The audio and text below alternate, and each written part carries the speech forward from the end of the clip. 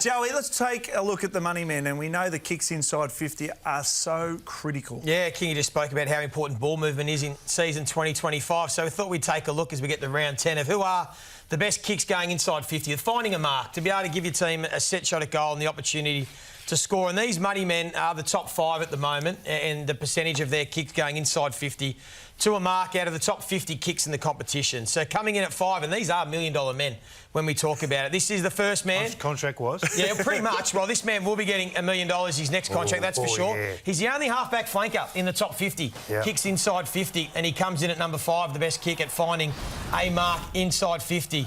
Coming in at number 4, your boy, Kingy. Stop it. Isaac Rankin. He's just got that deft little... He does it differently to the others. He's got that deft little touch. He can kick it on the outside of the boot. He kicks to advantage. He does it in all different ways. Then there's the Hornet. This man just bursting out the front. So 14 of his 42 kicks inside 50s have led to a mark. We know how great he is. Coming in at number 2, well, surprised he's not number 1, really, but Zach Merritt, we've seen this all year. He's probably my favourite kick in the comp. He's the best kick in the competition. But this year, it's Isaac Heaney who has been brilliant. 12 of his 33 kicks, so almost 36.5% have been marked inside 50. This is why he's one of the best players in the competition. So they are the money men. They are the men that are getting the job done. We take a look at the percentages. They're the 5 I was talking about.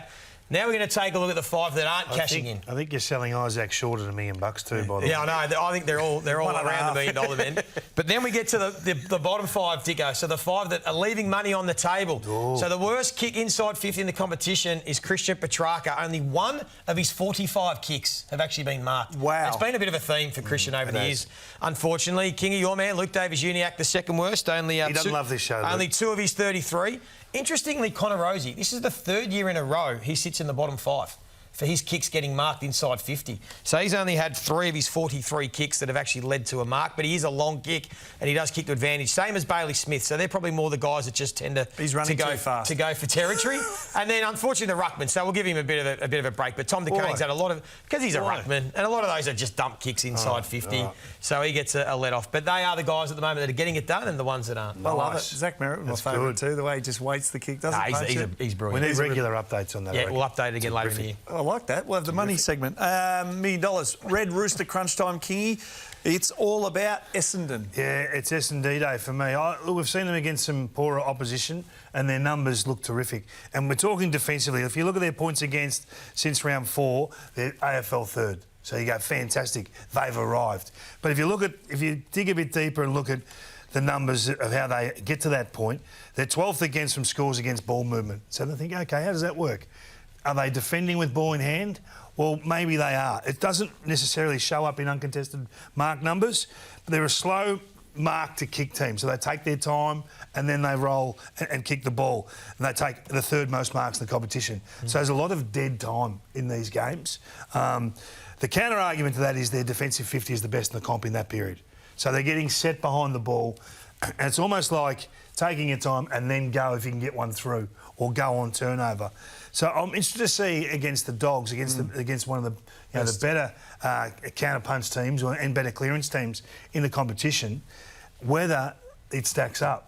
Now, we all think it will because of Reed's in really good form, although he's got a concern after today's training. Mackay back in good form, but we want to see it. So for me, it's D-Day for the Bombers, even though they've come a long way. Look at the scoring power of the Dogs there. Yeah. They're going to pose a significant threat. Yeah, that feels like they've really flipped the script, haven't they, Essendon? Like they've lost their punch on offence because they're really just sitting back and holding their defence. They're kicking the ball around. Their halfbacks are now getting big numbers, but it's a lot of sort of junk ball, really. Yeah, the dead ball stuff. So it's going to be interesting to see. I'm not necessarily a buyer of Essendon yet. When you think about it, they just got over the line against West Coast.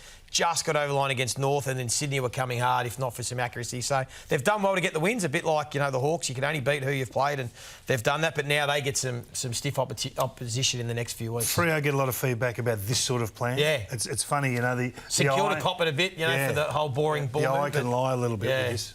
I don't think they're going to be able to not kick a goal in the last quarter against the Doggies and win like they did with Sydney. I think their last goal midway through the 3rd quarter. Yeah. Time 4, Joey? Yeah, well, it's time 4. We're going to put the heat on. So big game Friday night, Sydney-Carlton. Yes. And we just thought we'd touch on that game because Sydney are really struggling offensively. They're 18th for finding a score when they go inside 50, 14th for points. So they need someone to step up. And I'm going to look at this man, Will Hayward, and say, come on, Will, they need you to have a big game. They are crying out for someone in the forward line to really have an impact. We know there's no Papley. We know they're missing McDonald and Amati. And this guy, for me, 26 years of age, peak of his powers. He signed a contract to stay at the club when there were a lot of clubs that were interested in him. And I think he really needs to step up. He was not bad against Essendon. He came good late when the Swans started taking some risks. But this year, he's not in the top 50 general forwards in the competition. So for a guy that really they need him, I think he has to have a big game, because when you take a look at his numbers, 13 goals for the year, 9 score assists, but a third of them came in one game against North Melbourne. He cashed in when they beat North by 65 points. He kicked 4. He had 3 score assists. But other than that, so that was the night that he played against North Melbourne. They won by 65. But other than that, he's just been pretty average. He's only just averaging over a goal a game, not many score involvements. I think they need more from him to try and help their firepower. So do you try and find an extra midfielder and have Heaney spend more time forward? Yeah. Because you've just shown vision of kicking inside 50. Number one. It's best in the comp.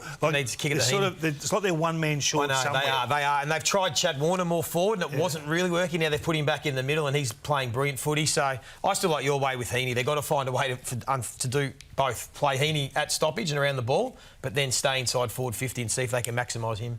David King, it's time for... It's time for Flamethrowers Anonymous again. You We've had a requested couple this. of Loved late it. nominations, and I'm not going to dob anyone in, but Simo had a fair bit to do with this.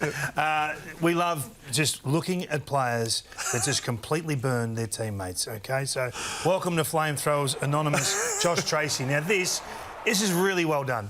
To massage this is to, I'm sort of looking for you, so I'm kicking it at a height that if you don't get to, is going to go through. There's no big celebration. Reed's not real pumped with that. So that's a semi-flamethrower. This is a complete cinder. This is Seth Campbell. he has Steely Green in the goal square there. He says, no, this is my time. This is a rookie list player just saying, I want a goal. Simple as that, Joey. This is not. It doesn't read well for the Tasmanian leadership group, I don't think, for Seth, for those sorts of things, if they're looking to get him down south. So if you set fire to your teammates, you are going to be a major part of our program. Well, and I'm surprised Laura Kane's not on this. She was like Rambo. Laura Kane. Monday, umpires... Josh Marnie just flaming everyone off the weekend. Wow. Flamethrowers, I love it. Gee whiz. Time for the unpredictable Freo. So Melbourne went 0-5, playing the same way. They came up against Freo at the MCG. Melbourne ambushed them. They had the angles, your angle game, and I'm thinking they've got a massive opportunity this week against the Tsunami to just throw something at them that they haven't seen before. Because if you're scouting Fremantle, you know exactly what you're going to get because you've seen it all year. So Justin needs to throw something in there and ambush them. What could he do? What could he do to mix it up a little? Some personnel changes. I think they can continue to try throw some. I mean, Shea Bolton played more midfield and he was brilliant. He was last really good week, offensively. Offensively, some work to do the other way. Defensively, might need some help there. I just think they've just got to be more assertive. Just be prepared to make some mistakes, like you touched on. You know, take like Hawthorn. Be prepared to make a mistake, and it might cost you a goal or two. But if we execute, you can really get yourself going and set some goals up. Interested to see whether do you think they'll go again with Jai Amos? Just one more chance. It depends on if Sean Darcy gets up or not. Okay. Whether then Jackson has to play number 1 ruck, they'll probably have to keep Amos, I would think. So from the Tsunami, like they're getting a lot of transition.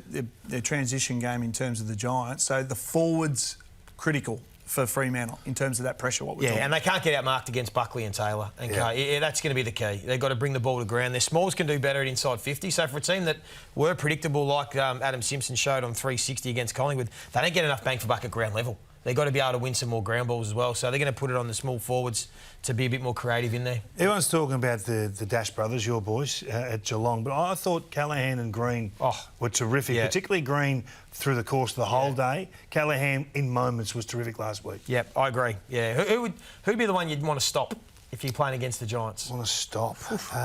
Is it the man that starts the ball winning it on the inside, or would you rather stop the man on the outside? Yeah, I think Green. You have to go after Green, but he's a hard one to stop. He's a big boy.